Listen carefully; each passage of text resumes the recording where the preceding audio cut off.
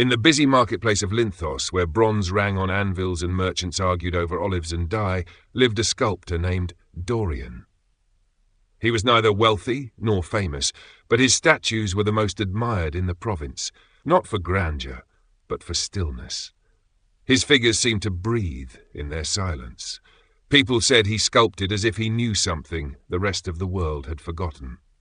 Every day Dorian would walk to his small stone shop before sunrise, grind his pigments, sharpen his chisels, and work without speaking.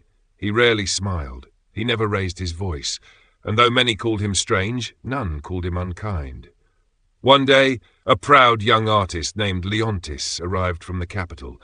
He wore bright robes and talked of patrons, academies, and applause. His works were bold, gods with blazing eyes and warriors mid-swing, full of motion and rage.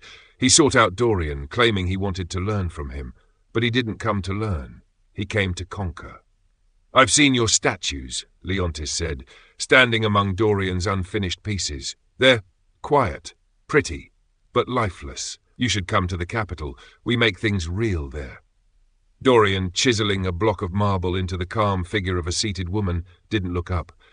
"Real things are rarely loud," Leontis scoffed. "Real things move, bleed, cry out. Yours only sit like they're asleep."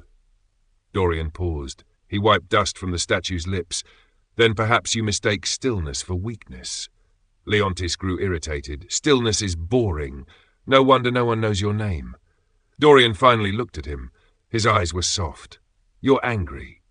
"I'm passionate," Leontis snapped. "No," Dorian said, "you are ruled." Leontis stormed out, but he wasn't done. That evening he returned, this time with a crowd. Students, townsfolk, a local magistrate.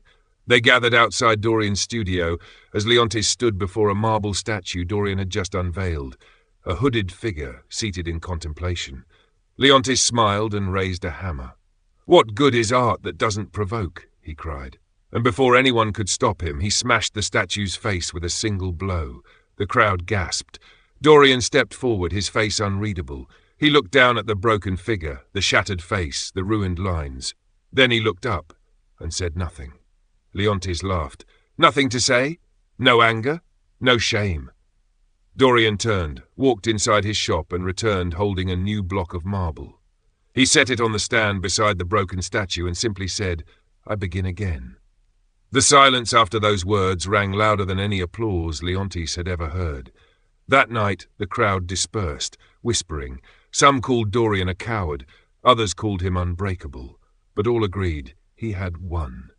Weeks passed. Dorian carved as always in silence, and though Leontis remained in town, his name slowly faded.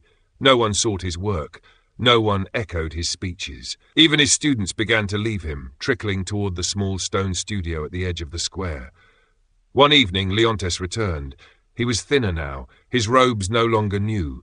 He approached Dorian without pride. "I've never seen anyone do what you did," he said quietly. "You didn't fight, didn't shout, didn't even flinch." Dorian looked up. "Would that have rebuilt the statue?" Leontis shook his head. "I just don't understand how you weren't angry." "Oh, I was," Dorian said, "but anger is a visitor. I do not give it keys to my house." Leontis sat down, eyes low.